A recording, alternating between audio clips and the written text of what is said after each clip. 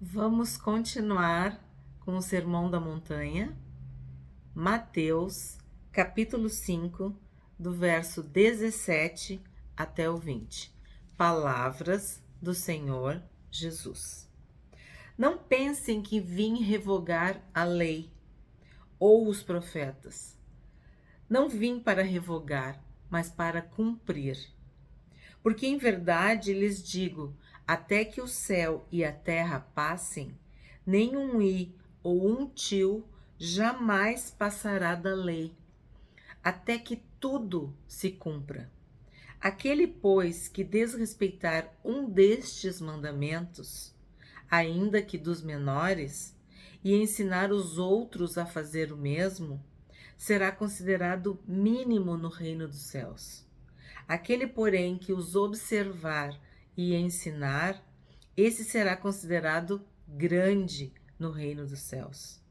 Porque eu afirmo que se a justiça de vocês não exceder em muito a dos escribas e fariseus, jamais entrarão no reino dos céus. Aqui Jesus está dizendo que ele não veio revogar a lei. Ele não veio abolir, não veio anular a lei, mas ele veio cumprir. Jesus cumpriu toda a lei. Jesus é o nosso exemplo, é o nosso irmão mais velho. Podemos olhar para ele e seguirmos o seu exemplo, sermos imitadores de Cristo. Por isso somos cristãos, porque seguimos os passos do Cristo, de Jesus. Jesus cumpriu toda a lei, não no sentido exterior ou ritualístico da lei, mas ele viveu, ele praticou, ele tinha autoridade de uma vida reta, de uma vida justa, de uma vida pura. Não cometeu pecado. Não fez nada que envergonhasse o Evangelho.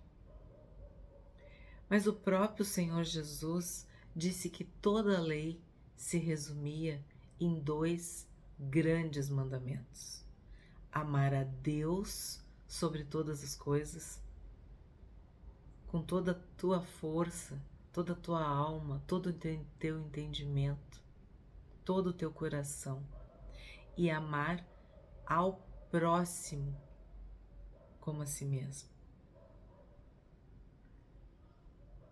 Toda a lei e todos os profetas, toda a sabedoria, toda a história, tudo antes de Jesus foi cumprido. Por isso Jesus falou, está consumado. A obra de Jesus na cruz, o sacrifício de Jesus na cruz, cumpriu toda a lei. Nada ficou perdido, nada ficou para trás. E Jesus também falou que tudo que tu quiser que os homens te façam, tu também deve fazer. E o que tu não quer que façam, tu não faz. Então a gente pode olhar para os 10 mandamentos com esse, vamos dizer assim, pano de fundo. Existem sim mandamentos que envolvem o temor a Deus, a obediência a Deus, a adoração a Deus, o serviço a Deus, o amor a Deus. E existem mandamentos que envolvem a nossa relação com o semelhante, com o próximo, com um outro ser humano.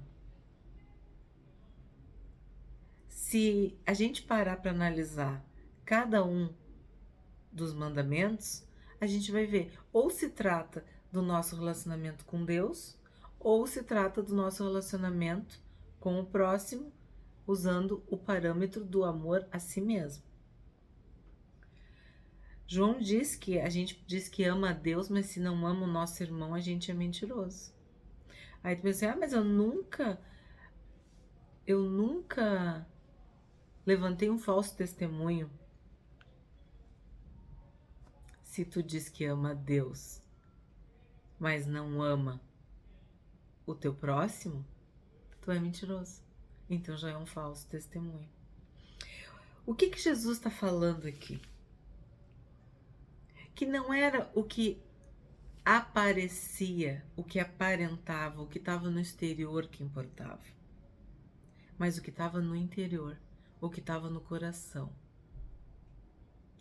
Nos próximos vídeos, nos próximos capítulos, Jesus vai, de uma forma cirúrgica e precisa, ele vai exemplificar 6 desses mandamentos.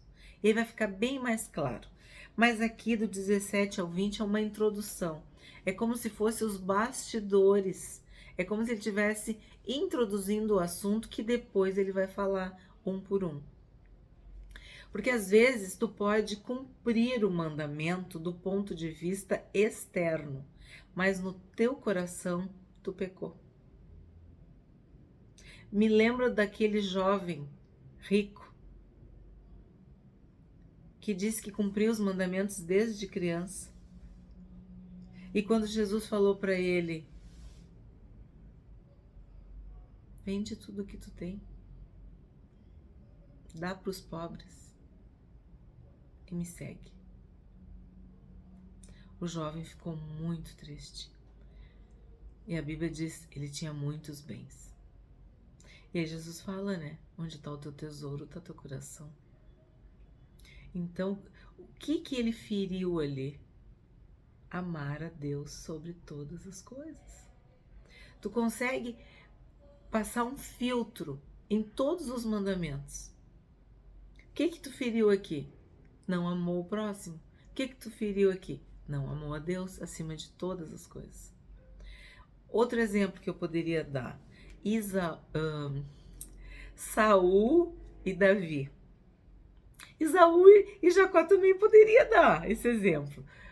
Eu também poderia falar que Esaú era o filho primogênito e vendeu a sua primogenitura por um prato de lentilhas. Então ele não amou a Deus também, ele não deu valor para a bênção de Deus, né? Para a missão de Deus com a vida dele. E Jacó, que era considerado o desonesto, o ladrão, o enganador, deu tudo o que tinha para receber a bênção. Arriscou tudo o que tinha para receber aquela bênção de Deus. E tanto é que Deus mudou o nome de Jacó para Israel, enfim. Mas o que eu queria falar era de Saul e Davi, porque ambos eram reis de Israel, foram reis de Israel. Mas a um, que é Saul, Deus rejeitou. E a Davi, Deus amou e considerou Davi com um coração segundo o dele. Davi tem um coração segundo o meu coração.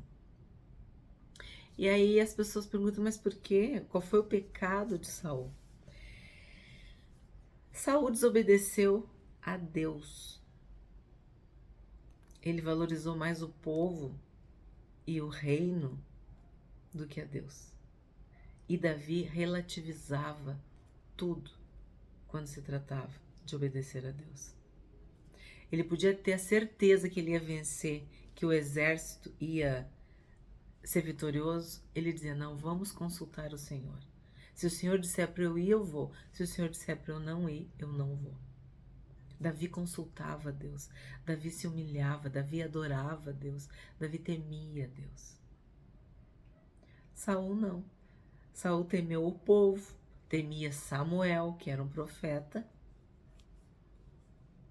e não queria perder a coroa. Então a gente vê que existem sim pecados maiores, no sentido de tu pecar contra a divindade, contra a autoridade, o poder de Deus. Deus te dá uma ordem, tu como filho, tu tem que obedecer. E sim, temos dificuldades às vezes nos nossos relacionamentos. Então existem coisas que são maiores são graves do ponto de vista espiritual, e outras coisas são graves do ponto de vista humano. Eu entendo que são esferas diferentes. São pecados? São. Mas as consequências desses pecados são bem diferentes. Então tu pensa, voltando pro exemplo que eu tô dando, Saul quis oferecer sacrifício quando aquilo não lhe competia.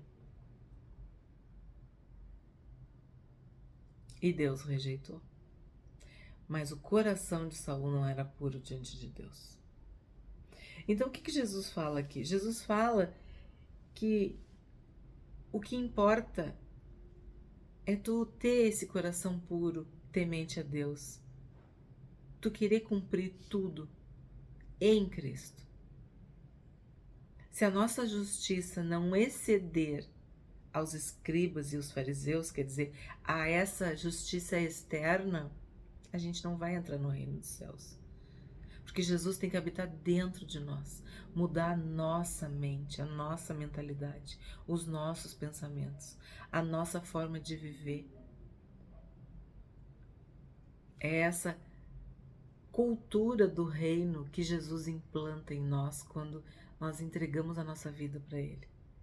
Ele começa a mostrar para nós como que Ele vê as circunstâncias, como que Ele vê as pessoas, como que Ele vê as situações.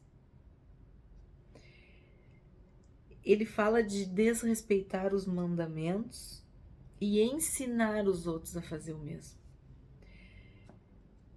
Estamos lendo a palavra de Deus, literalmente palavra por palavra. Porque eu tenho muito temor, porque nós não podemos desvirtuar a palavra de Deus. Temos que ser fiéis aos ensinos de Jesus. Daqui para frente, nos próximos versículos, nos próximos vídeos, nós vamos ver bem esse contraste. A palavra não mudou. O céu e a terra podem passar, mas a palavra de Deus não vai passar. Ela vai se cumprir. E ela sempre vai ser verdadeira, porque Deus não é homem para que minta e nem filho do homem para que se arrependa. Devemos observar a palavra de Deus. Só assim seremos abençoados. Até amanhã. A gente continua mais especificamente amanhã.